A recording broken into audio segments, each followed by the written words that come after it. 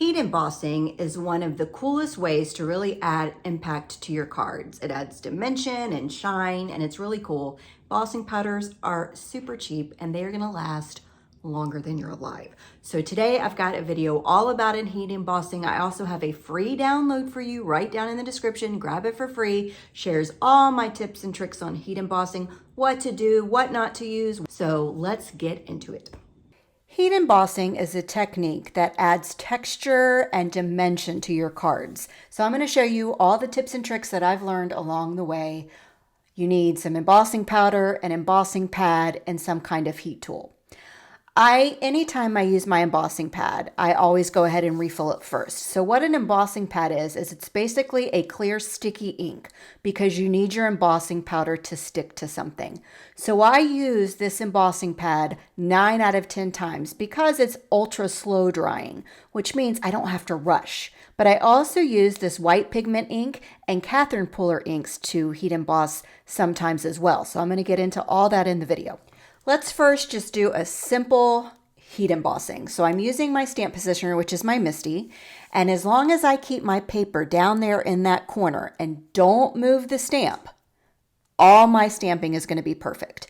So tip number 1 is always use some kind of anti-static tool because this is going to prevent embossing powders sticking from where you don't want it to stick.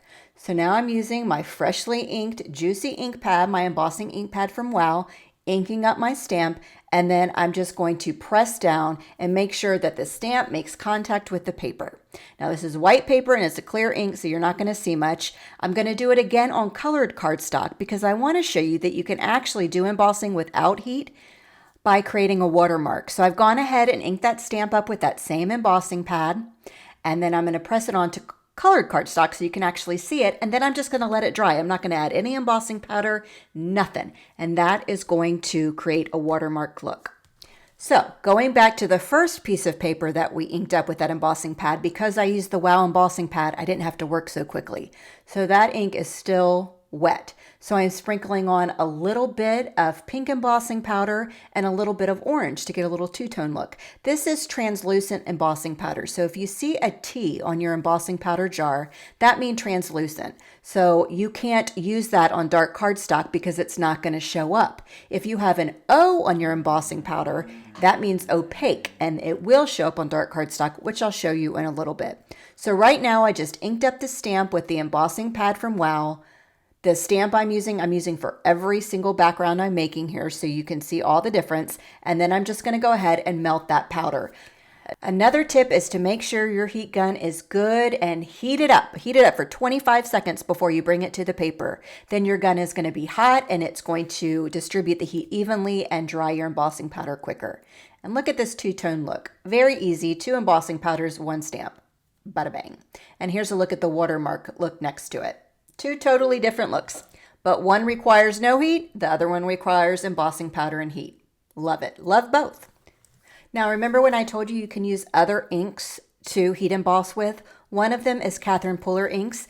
This ink pad or this ink is formulated, it stays wet longer. So I do have to work quicker than I would if I'm using the Wow embossing pad, but I just inked up that stamp. I am pressing it onto my white cardstock.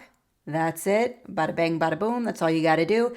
And now, you don't need to go in warp speed, but fairly quickly, go ahead and pick your embossing powder and sprinkle it on. Now, I'm using a piece of copy paper. I fold it in half and then I funnel everything back in. Usually it's paper from my trash, to be honest with you. People use coffee filters. There's all kinds of ways, but you take that powder that's left over and you put it back in the jar. So I'm going ahead and heating, and you can see here, I only did a little bit. I only sprinkled a little bit. I didn't cover the whole entire image. And now I've got another two-tone card background, but only using 1 embossing powder. The other time I used 2 embossing powder colors. Okay, so remember when I talked about T is translucent, O is opaque? I'm going to show you opaque now. If I was to do this with a translucent embossing powder, you would just see clear. You would not see any of the color. But I am using an opaque embossing powder. Now, Wow has it all written on the embossing bottles itself.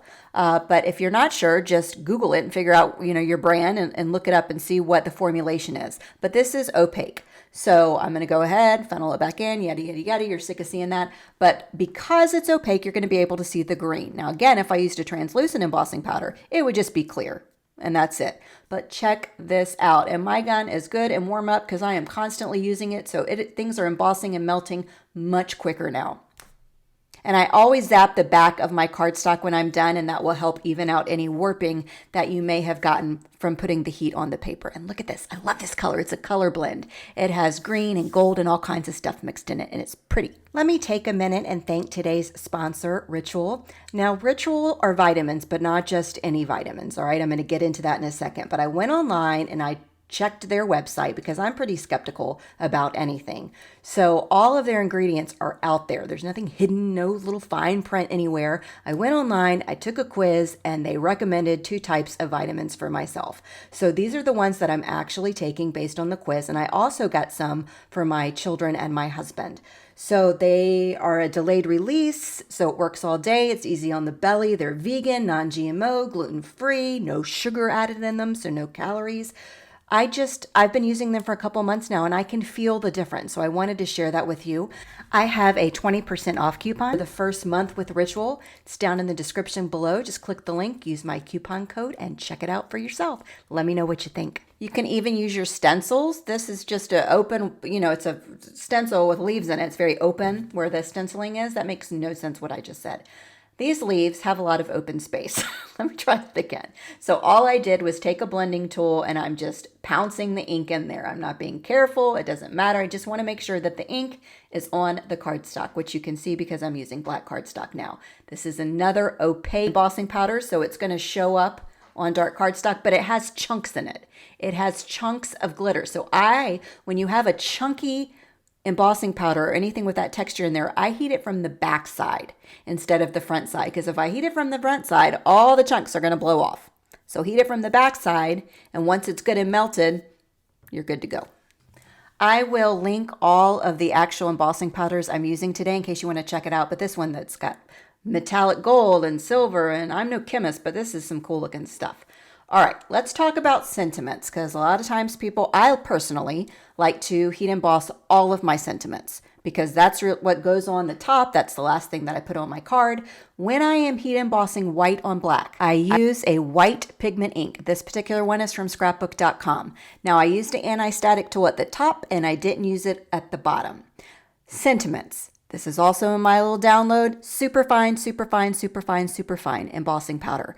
Use that for sentiments. This is just a regular embossing powder. It's not super fine. It doesn't have a lot of chunks in it, like texture and stuff, but I didn't have a white regular embossing powder because I always use super fine for sentiments because it's very granulated, it's very ground up, and it just works great for sentiments. So here's a look at this. So the top one, I can read it. It's easy. It's not all clunky. The bottom one, it gets a little clunky. And also, I didn't use the anti-static tool on the bottom, so you can see a lot more embossing powder stuck where I didn't want it to. No. So there you go. All right, black sentiments.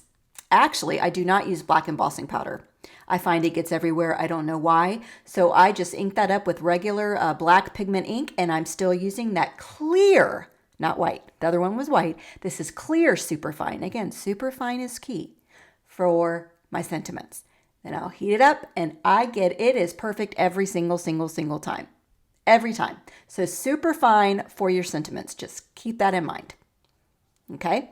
All right. Now, I'm going to show you one more thing that I love about heat embossing. So I've got the same stamp set. My paper's loaded up in my Misty. Everything's exactly the same as it has been. This time I'm going to use 3 different color of inks. I am using Catherine Puller inks again because her inks stay wet longer, so I'm able to heat emboss. You can't do this technique with regular dye inks. You have to either use pigment inks or Catherine Puller inks. All right, so I'm going in and just adding 3 different colors. I'm cleaning the stamp just with regular water. I get that asked a lot. I clean my stamps with water and a rag. That's it. And to kind of blend out some of the harsh lines, I'm just using a blending brush. No big deal, but I just want to make sure that I get all the stamp covered with some form of color. Colors that work together, all right? So once I've got that good and I like how it looks, I'm going to sprinkle this whole panel, because that's Catherine Puller inks, I can do it, with clear embossing powder. All right, so that is going to basically trap in all the color that I've got there underneath. It's going to leave a clear gloss on the top, but that's okay. You can iron that off. I actually have a video about iron off embossing, which I will link in the description below and right here on the top right-hand corner of your screen. So now that that is all heat embossed, I can go in and add a different color over the top or multiple colors because all the color that I stamped and heat embossed is trapped underneath that heat embossing. So it acts as a resist. So you can do really dark ink on a background. So many different possibilities with this technique. All right, there's a download. I've mentioned it many times. It's free. Go grab it out of the YouTube description below. It's got everything you need to know about heat embossing, tips, tricks, what it is, what you need, what you got to do, the whole shebang. Grab it below. Let me know if you have any cool embossing tricks. I want to know about them if I don't know already because I'm a nosy kind of person. All right, so thanks so much for joining me for today's video, and I will see you next time. Bye.